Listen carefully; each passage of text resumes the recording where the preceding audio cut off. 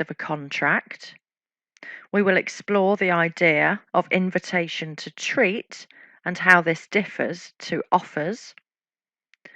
We'll look at offer and acceptance, void, voidable, and unenforceable contracts, and finally, breaches of contract. Now, contracts are an essential part of business. Contracts govern the relationship between buyers and sellers, and also perhaps employers and staff. It's really important to understand the legal background to contracts and the existence of contracts, because if one party defaults, the other can then take them to court for breach. It's important to be able to recognise when a legally binding contract has been formed, in case things go wrong. So, in our key terms box, we have a definition of a contract. A contract is a legally binding agreement between two parties. The main thing with a contract is that it gives rights and obligations. You'll be familiar with your contract with you and your employer, between employer and employee. There may well be a contract between a buyer and a seller. For services, there might be a service contract between customer and perhaps the builder providing the services. These are all covered by contract law. As a side note, contracts do not have to be written, they can be verbal, and there's equal weighting in law. But practically, it's better in writing. There's proof, there's documented proof. You can use it as a reference point. So if things do go to court, everything's documented and easily evidenced. You could think about your mobile phone contract. You have the right to receive perhaps 500 minutes per month, 500 texts per month with 500 megabytes of data. You're receiving a service, and the obligation there is to pay your monthly bill. Now, there are essential characteristics of a contract. There are a number of essential requirements if a contract is to be valid as a legally binding agreement. And the first four in our list here are those essential elements. These are essential in every single contract.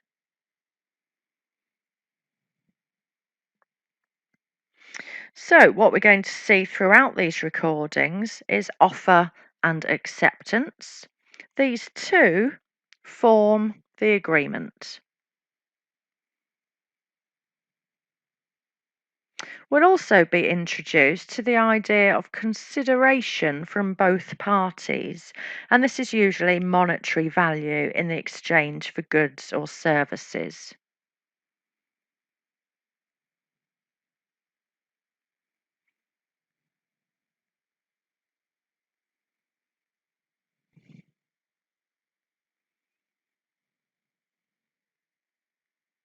And finally, the fourth essential element that should be in every single contract is the intention to create legal relations, and this is from both parties.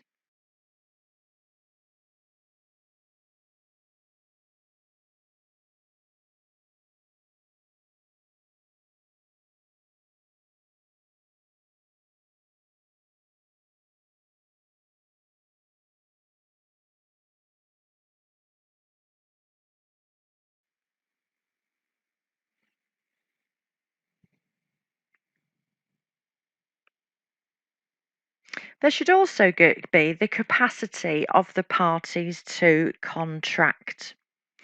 So this means legally they must be able to enter the contract.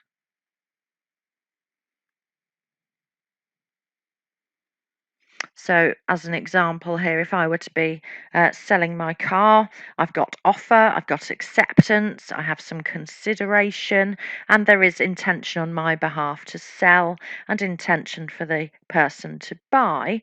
However, this person is 10 years old, they are a minor. And they have no capacity to form a legal contract. There must also be consent of the parties to contract. There must be mutual agreement.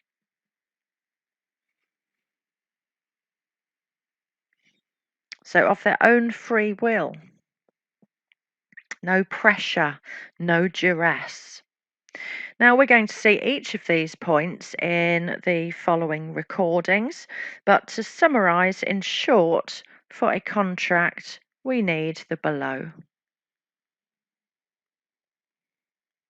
We need offer, acceptance, consideration from both parties, the intention to create relations, capacity, and consent to contract.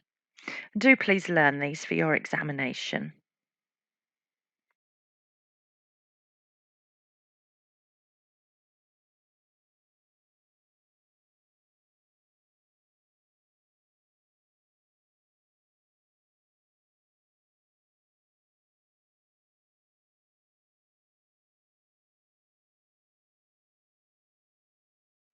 Welcome back. We're now going to start breaking down the various parts of our contract, and we're going to start with offer and acceptance. So, an offer, first of all, has to be many things. It must be clear, it must be specific, it must give an expression of willingness,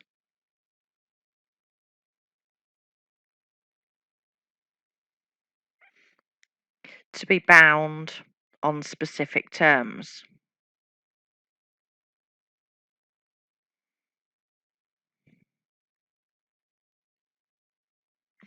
And the person accepting must be capable of acceptance. So let's move into the notes. In order for there to be a valid agreement, there must be a valid offer and valid acceptance of that offer. This will be between two parties, and we have two phrases. We have the offeror, and the offeror is the person making the offer.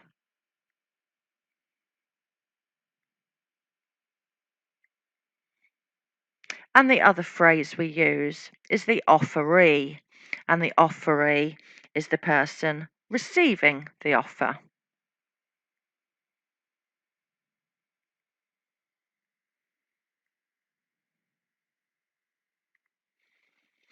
An offer may be addressed to an individual, it may be addressed to a group of people, or it may be addressed to the world at large, although acceptance must be specific. So let's have a think of an example. I might say to an individual, "Would you like to buy my car?" Let's think about if that would be an offer or not. And we can ask ourselves, is it clear? Is it specific? And is there an expression of willingness to be bound on specific terms? Is the person, the offeree, capable of accepting my offer? And the answer here really is no. And a few questions pop up. The person might ask you, what car is it? How old is it? How much are you charging? How much do you want for the car? What mileage has it done? So, no, it's not clear, it's not precise, it's not specific, it's nothing like that. So, in this situation, it cannot be an offer. But if I were to say to you, would you like to buy my car, my 2010 car? It's done 60,000 miles. It's an Audi TT, 2 litre petrol. I want £8,000 for my car today, and let me know by 4 o'clock. Now it's an offer. It's clear, it's specific, we're bound by these statements, and someone can now accept. I am the offeror, the person making the offer, and you are the offeree, receiving the offer. Another example that we have in the notes: you may offer your pencil case to a friend for 50p. They can then choose or not whether to accept this offer. If your friend came back to you and said, "I'll give you 40p for it," it's your choice whether to accept this subsequent offer. And in law, this is known as a counter offer. And this actually terminates that first offer. An offer can actually be made verbally, it can be made in writing as well, as an expression of willingness to contract on a specific set of terms. Now,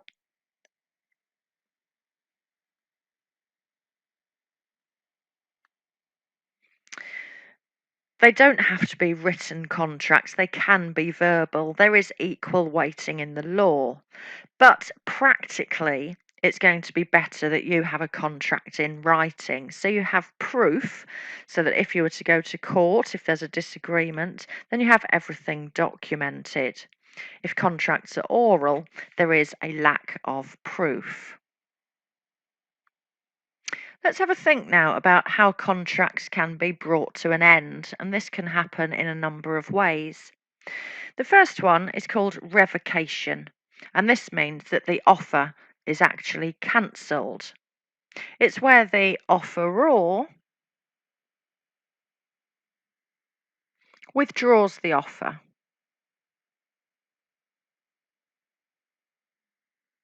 So, in the instance of my car, I've now thought about it a little bit more, and I'm thinking to myself, oh dear, I won't have a car. How can I do the school run?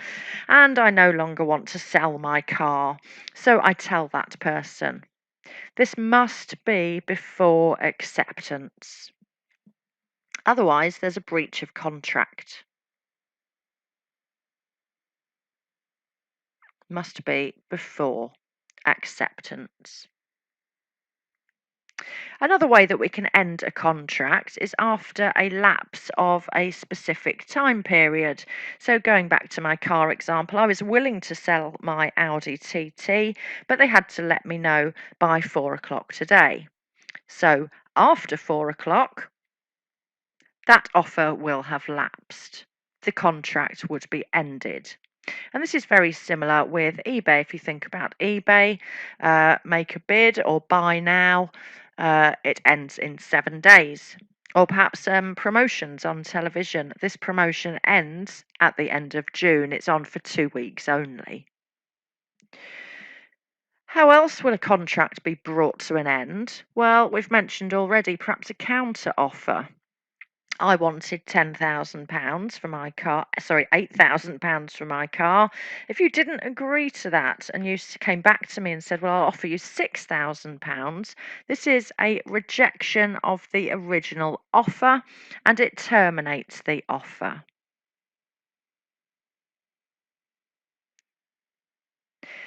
The final way that an offer, can be brought to an end is acceptance. This will also end the offer and form contractual obligations. So you, as the offeree, agree to pay £8,000 for my car. You've told me by 4 o'clock today.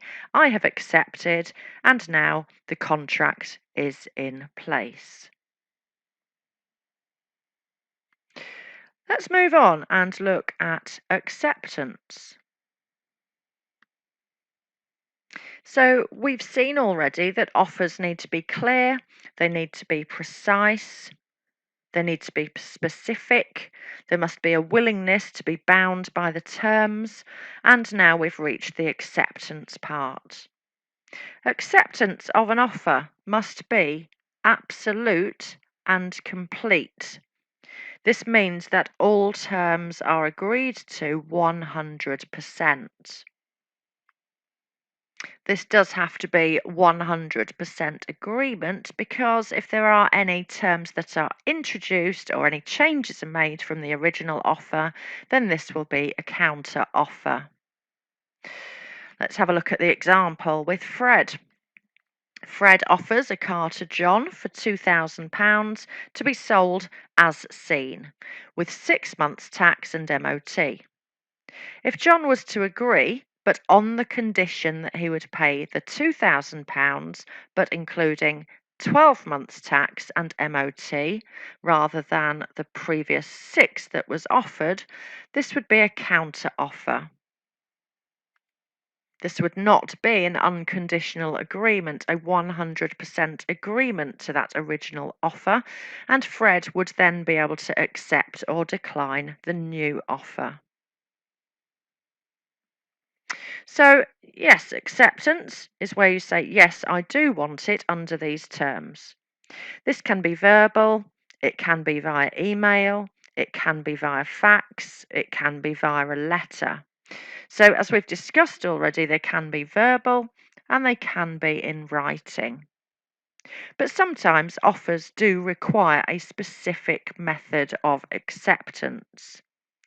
The acceptance has to be made in that form for it to be legally binding. So you could say, I want to hear by email, and it would only be valid in that format. If acceptance goes ahead, then a contract is in place.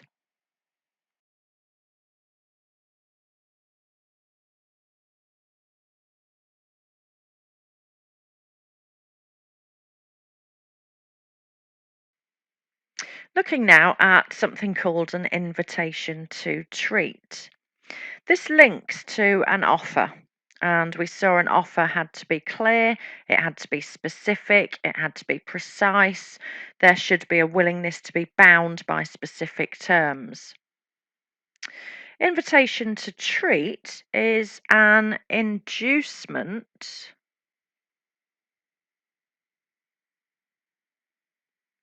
to make an offer. What we're doing with an invitation to treat is inviting them to make an offer, inviting someone else to make an offer to us.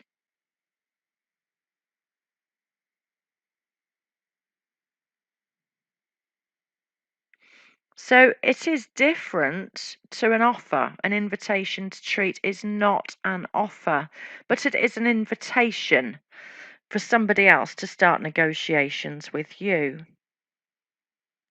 Let's have a think of a couple of examples. The first one we've got here are goods on the shelf in a shop. So think about Tesco's. They have a price on them. They're not an offer, but they are an invitation to treat. What you're doing is you're taking them to the Tesco checkout, and you, as the customer, are making an offer to purchase that sandwich at that particular price, and it's up to the shopkeeper to accept. You can't really negotiate on the price of a sandwich in Tesco. You can only accept at that price. But the main thing here is it is an invitation to treat. Other examples of an invitation to treat are advertisements on the television and also when you look through a catalogue looking for things to buy. So, as an example here, you might be looking through a catalogue, you see a wonderful Louis Vuitton handbag, and it has a list price of £1,000. That is an invitation to treat. It's not an offer, but it's inviting, the company are inviting you to buy that handbag at £1,000. Further down in the notes, it does say that this means if there's an error in the advertisement, for example, with my Louis Vuitton handbag, perhaps there's a printing error and it says a Louis Vuitton handbag is £100. The seller is not obliged to sell that Louis Vuitton handbag to you because it's an invitation to treat. It's not an offer. It's you that are making the offer to buy that Louis Vuitton handbag for the advertised £100. But that company do not have to agree. Now, there are trading standard rules regarding price charges on labels, and you could report them. But legally, under offer and acceptance, they're not obliged to sell that Louis Vuitton handbag at that £100 price. Obviously, some shops will do it as a goodwill, a gesture of goodwill, but they are not legally obliged. This is an important principle and it will be assessed often in your examination, so please be aware that an offer is different to an invitation to treat.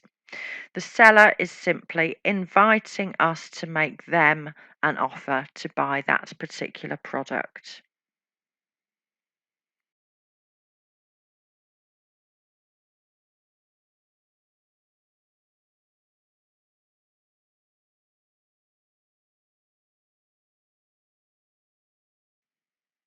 Continuing with our recordings on contract law, we saw that there are essential elements that make a contract.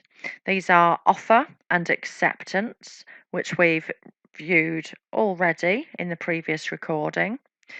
We also need consideration, intention, capacity, and consent. Here we're looking at the consideration part, one of those essential elements that are needed in a contract. So, what is consideration? Consideration means there is an element of value in a contract.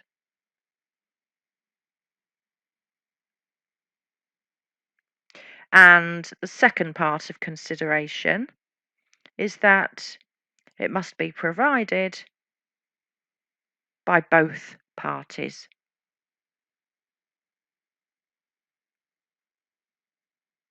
And that's what it says in the notes.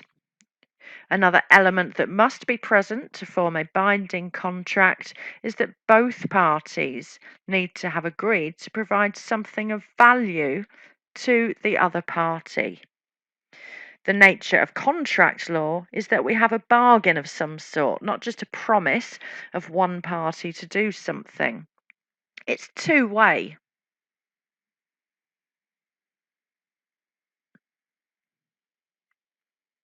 So, consideration is something done, something promised, or something given in exchange for the action of the other party.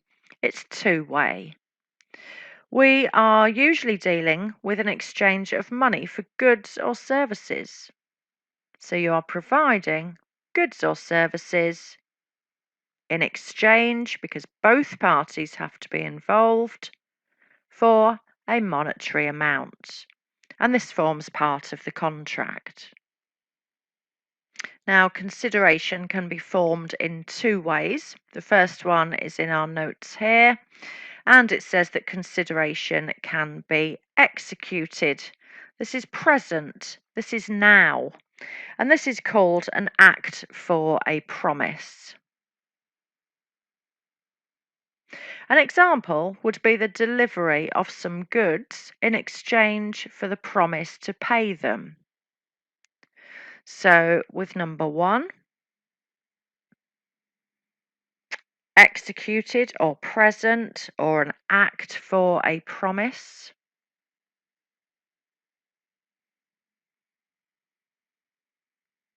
We can use the idea of the accountancy courses that we have here. So, an accountancy course will be provided. Somebody has paid for that course by Visa now.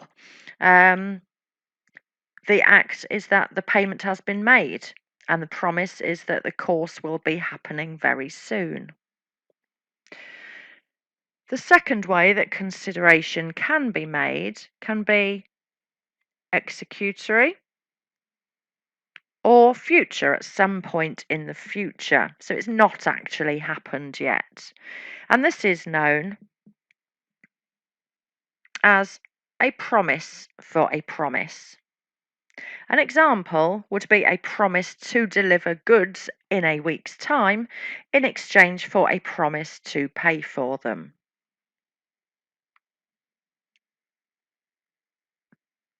So a promise for a promise is about the future. And as an example, using our accountancy courses, a company have booked a certain number of students onto an accountancy course. We have invoiced that company for the course and they've not yet paid us. So the promise is that we will deliver the course, and their promise is that they will pay us at some point in the future. Now, consideration is in two ways. We need to remember that consideration cannot be in the past. So you can't go to your neighbour's house uninvited, wash their car, and then an hour later knock on their door and say, "I've washed your car, you need to pay me," and demand the payment, because you've already carried out the service. You cannot go and ask them for consideration. Now, consideration does not have to be equal in value, but consideration must have some value. And you may have heard about peppercorn rent, where somebody pays £1 per annum to rent a particular field. Why would they pay £1? It's pointless. Why can they not just have it free? Well, it's not pointless. This consideration of £1, yes, it's low, but this now creates a legal transaction because some consideration has been given and legal rights now exist. If they paid nothing, there would be no valid contract. Another example that we do have in the notes here, you have an expensive watch and make an offer to your friend to exchange it for a pack of chewing gum. Why you'd do that, I don't know. But if they accept this offer, you would have a legally binding agreement, provided the next element is also present. And we'll see this in the following recording.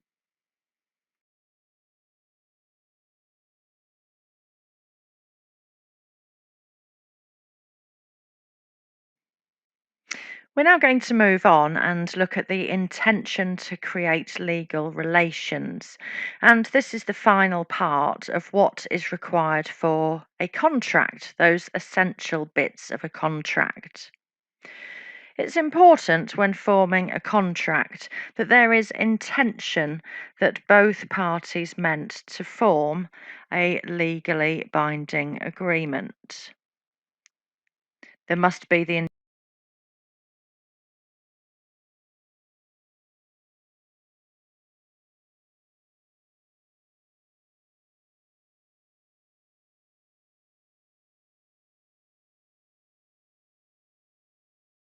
intention from both parties to create a legal agreement. There are some legal presumptions, and generally, agreements made socially with friends and family are without intention and would not be legally binding. We have to remember that the creation of a contract will mean that if one party does not fulfill their part, the other can take them to court.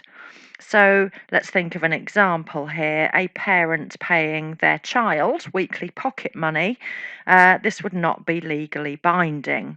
There would be no contract, but instead it would be a social domestic agreement. But business agreements are generally presumed to have intention and therefore create a legal agreement. These assumptions can be rebutted by clear evidence to the contrary, and we have an example here. For example, an agreement with a friend could still be legally binding if the friend had gone to the effort of drawing up a written contract to show their intention to be bound by certain terms. We've now seen the crucial elements of a contract: offer, acceptance, consideration, and the intention we've looked at here. For examination purposes, you need to be able to distinguish between documents which form the contract and those which are simply an invitation to treat. You'll be given in your exam various scenarios, and you will have to decide the contract law implications of the scenario. So, as an example, if you were given John places a note in the rear window of his car for sale, £300, you would be required to identify that this is an invitation to treat rather than an offer. The extras required for a contract are capacity and consent, so we'll briefly have a look at these. Capacity is all about legally being able to enter a contract.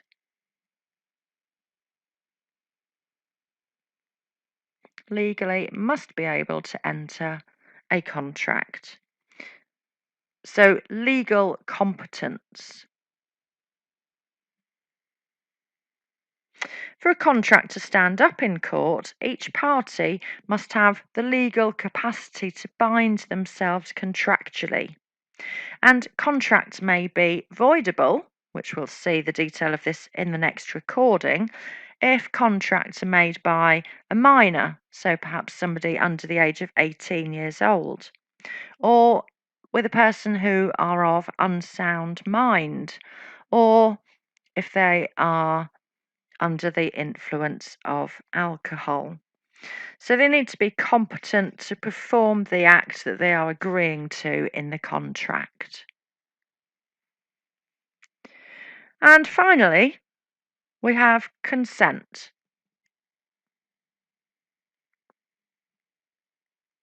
This is mutual agreement to the contract.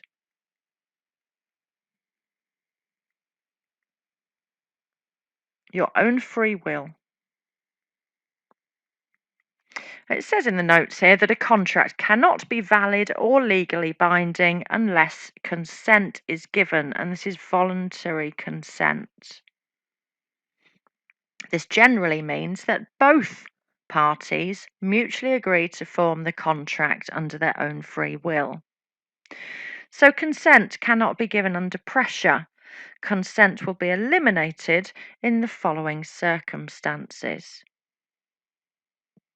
duress, coercion, fraud, and certain types of mistake. So using your own free will, not being pressured by outside forces. A contract will not be legal if there's pressure or duress. The contract will be void.